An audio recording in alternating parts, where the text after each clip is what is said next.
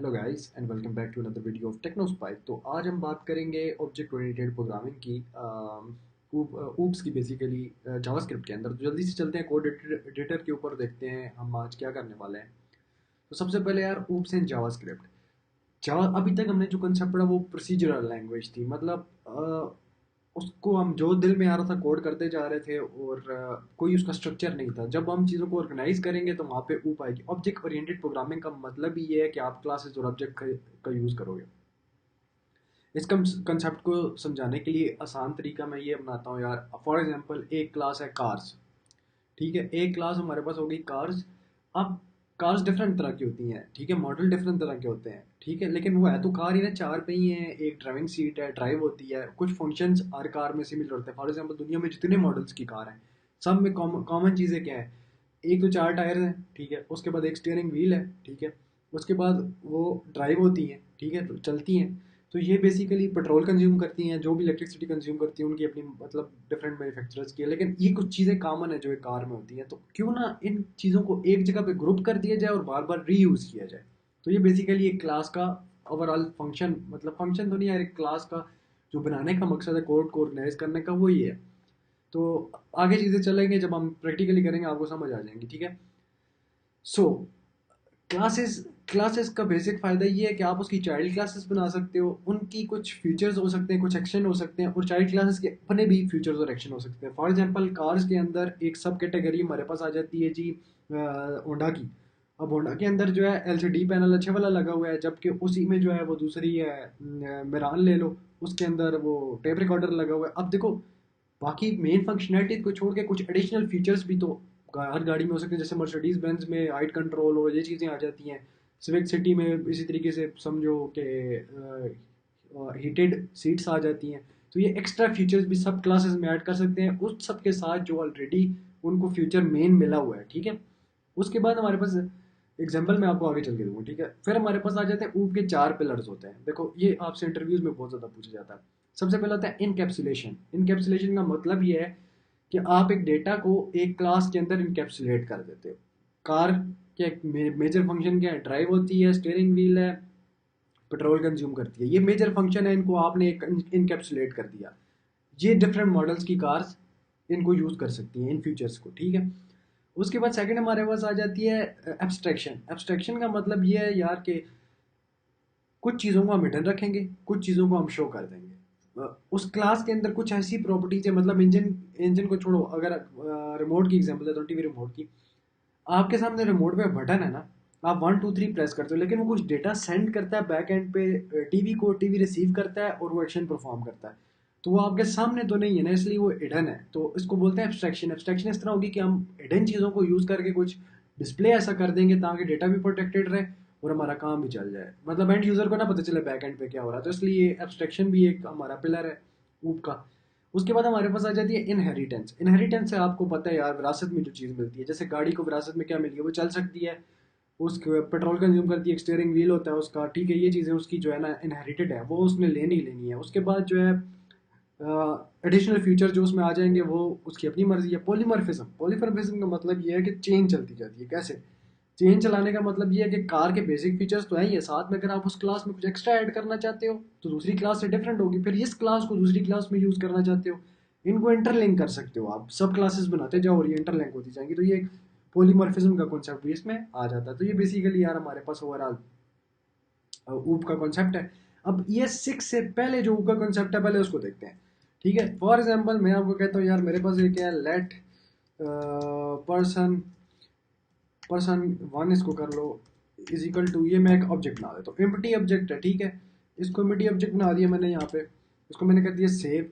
अब अगर मैं इसको रन करके आपको दिखाऊं तो आप देखोगे क्या बनेगा मेरे पास। टर्मिनल किधर गया, इसको क्लियर कर लेते हैं। मैं यहाँ पे करता हूँ नोड डॉट स्लैश, तो आप देखोगे इसने कुछ भी प्रिंट आउट नहीं। कंसोल लॉग पर्सन वन कर दो यार, डॉट लॉग पर्सन वन। इसको सेव करता हूँ मैं यहाँ पे और अब मैं इसको प्रिंट करता हूँ। तो आप देखोगे कि इम्पटी मेरे पास ऑब्जेक्ट इसने प्रिंट कर दिया। अब इसको ऑब्जेक्ट है ना हमारे पास, ऑब्जेक्ट मतलब जो कि कंसेप्ट समझा रहा हूँ कि ES6 से पहले कैसे यूज़ करते थे, बाकी बाद में हम आएंगे कि कैसे यूज़ होती है, अब कैसे यूज़ होती है। अब मैं इसको ऐसे भी लिख सकता था, न्यू ऑब्जेक्ट, तो उसके आगे करली ब्रेसेस लगाऊंगा तो ये सेम फंक्शनलिटी परफॉर्म करेगा, ठीक है। तो मैं इसको सेव कर देता हूँ, यहाँ पे मैं कर देता हूँ अगेन से रन, तो आप देखोगे अगेन से एम्प्टी ऑब्जेक्ट बन गया। अब अगर मैं इसके अंदर डेटा डालना चाहता हूँ तो मैं ऐसे डेटा डाल सकता हूँ इसके अंदर। फॉर एग्जांपल मैं कर देता हूँ नेम कॉलन कासिम, इसको फर्स्ट नेम कर देते हैं यार, नेम क्योंकि बहुत, फर्स्ट अंडरस्कोर नेम कासिम। उसके बाद हम इसको कर देते हैं लास्ट अंडरस्कोर नेम कॉलन, और सॉरी ये वाला कॉलन, देन आप इसके अंदर कर दो मलिक, और एज में कर देता हूँ यहाँ पे एज कॉलन 26। और अब मैं इसको सेव करता हूँ। अब अगर मैंने इसमें से किसी भी एक पोर्शन को कंसोल लॉग कराना है, फॉर एग्जांपल मैंने डॉट फर्स्ट नेम को कंसोल लॉग करवाना, तो मैं ऐसे लिखूंगा इसको, तो आप देखोगे आपके पास कासिम प्रिंट हो गया। लेकिन अब अगर मैं इसमें ये करना चाहता हूँ कि एक फंक्शन हो जो फर्स्ट और लास्ट नेम को जो है ना कंबाइन करके दे दे, तो उसका क्या तरीका होगा? मैं यहाँ पे लिखूंगा जी, फंक्शन का नाम लिखूंगा फॉर एग्जांपल फुल नेम, और इसके आगे ब्रेसेस डालूंगा, ठीक है।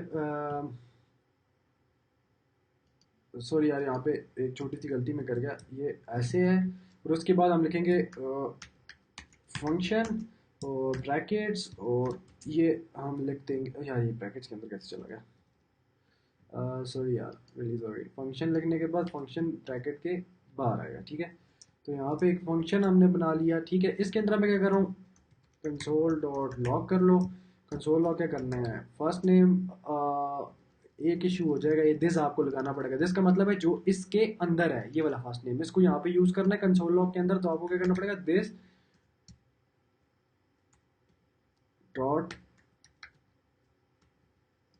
फर्स्ट नेम, ठीक है, प्लस, और यहाँ पे एक इम्पटी स्ट्रिंग ले लेते हैं, फिर इसके बाद प्लस लगा लेते हैं, और यहाँ पे कर लेते हैं दिस डॉट लास्ट नेम, ठीक है।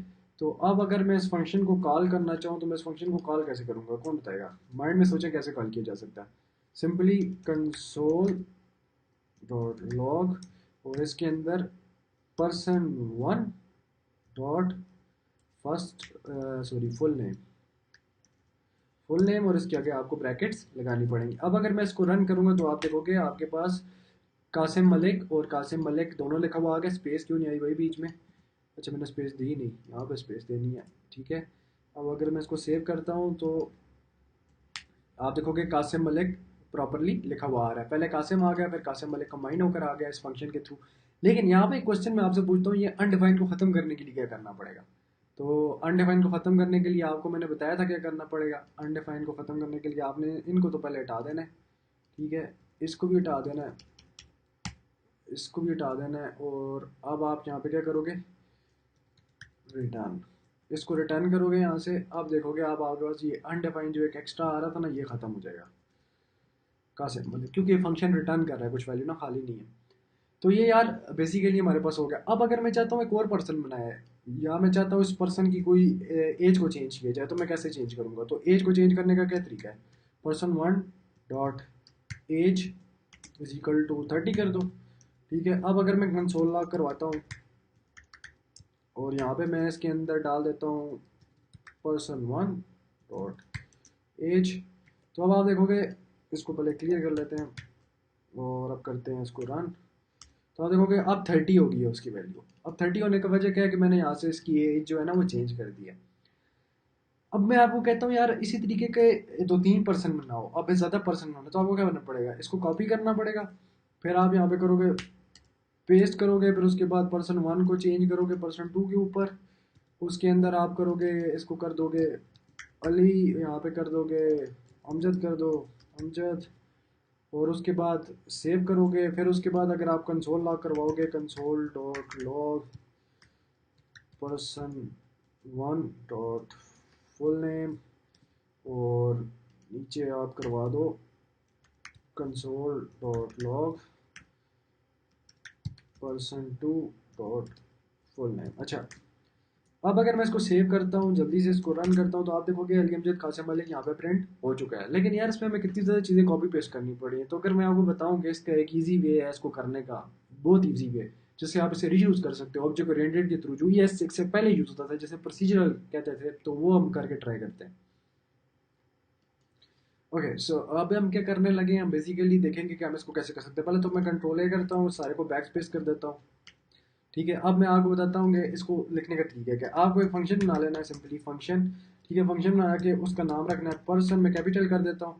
जैसे ही मैं ब्रैकेट लगाऊंगा आप देखोगे थोड़ी देर बाद ये ग्रीन हो जाएगा। मैं इसके अंदर करता हूँ फर्स्ट कामा लास्ट कामा एज के लिए ए यूज़ कर लेते हैं। और मैं इस फंक्शन के अंदर अब जैसे ही मैं यहाँ पे लिखूंगा ना, this dot first is equal to, first name कर दो यार इसको, first name is equal to first. ठीक है, उसके बाद मैं नीचे कर देता हूँ this dot last name is equal to last. आप देखोगे, और this dot age is equal to A. अच्छा, एक कॉमा में क्यों लगाता रहा मैं पीछे, ठीक हो गया। यार देखो फर्स्ट ये एक आपके पास ग्रीन हो चुका है, इसका मतलब ये है कि ये आपके पास क्या बन चुका है। इसके ऊपर अगर आप होवर करोगे आपको पता चलेगा ये कंस्ट्रक्टर फंक्शन है। कंस्ट्रक्टर फंक्शन बेसिकली जब भी कोई क्लास बनती है उसमें जो सबसे पहले रन होता है ये उसको कंस्ट्रक्टर फंक्शन बोला जाता है। अच्छा, अभी इसके अंदर तीन पैरामीटर है, फर्स्ट लास्ट ए। अब जैसे ही इनको तीन पैरामीटर मिलेंगे तो मैंने वेरिएबल्स बना दिए हैं। दिस डॉट फर्स्ट नेम, मतलब इसके अंदर एक वेरिएबल डिफाइन करो, उसका नाम रख दो फर्स्ट नेम, फिर सेकंड लास्ट नेम, और फिर हमारे पास एज के नाम से मैंने बना दिया। अब अगर मैंने यहाँ पे एक फंक्शन डिफाइन करना है तो मैं कहता हूँ दिस डॉट से हाय से फुल नेम कर देते हैं यार, फुल नेम। इसको फंक्शन बना देते हैं, यहाँ हमें इसकी ज़रूरत नहीं है मेरे ख्याल से। एनी हाउ चलो इसको फिलहाल कैंसिल करते हैं, फुल नेम को बाद में देखेंगे। अब मेरे पास ये है कि अब जो काम पिछले पहले मैं कॉपी पेस्ट करके कर रहा था अब मैं उसे इजीली कर सकूंगा। कैसे कर सकूंगा, अगर मैंने एक नया पर्सन बनाना है, फॉर एग्जांपल मैं पर्सन वन बनाना चाहता हूँ, मैं कहता हूँ let person one is equal to, और मैं करता हूँ न्यू कैपिटल पर्सन। तो ये अब एक नया पर्सन बन गया, लेकिन अब इसके अंदर मैंने एक वेरिएबल भी तो पास करने, फर्स्ट नेम कर देता हूँ कासिम। ठीक है, उसके बाद मैं इसका कर देता हूँ लास्ट नेम मलिक, मलिक कर दिया। और उसके बाद मैं अगर इसको एक और कामा लगाऊंगा यहाँ पे, इसकी A28 पास कर दूँ। अब मैं इसको करूँ सेव, और मैं इसको सेव करने के बाद इसको कंसोल लॉग करवाते हैं। कंसोल लॉग कैसे करवाएंगे, कंसोल डॉट लॉग, इसको कंसोल लॉग कराना है इस पर्सन वन को जो हमने नया बनाया है। इसको मैं कंसोल लॉग करवाता हूँ पर्सन वन, इसको मैं कर दिया सेव। अब मैं इसको रन करके चेक करता हूँ, तो आप देखोगे पर्सन बन गया, first name Kasim, last name Malik, A28। ये हमारे पास एक वेरिएबल मतलब एक पूरा एक ऑब्जेक्ट बन गया। अब इसको कॉपी करते हैं सिंपली, इसी को नीचे वाली लाइन में पेस्ट करो, एक दो तीन, तीन दफ़ा पेस्ट कर दिया। इनके नेम चेंज कर दो, 2 3 4, इनका कर दो जी 1 2 3, और एज कर दो 29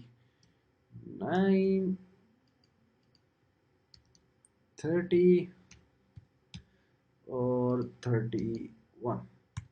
जब मैं इसको करता हूँ सेव, और इस कंसोल लॉग पर्सन वन को भी कॉपी कर लेते हैं, चारों ऑब्जेक्ट्स नए ऑब्जेक्ट्स को हम यहाँ पे पेस्ट करके देख लेते हैं। पर्सन वन आ गया हमारे पास, टू आ गया, थ्री आ गया,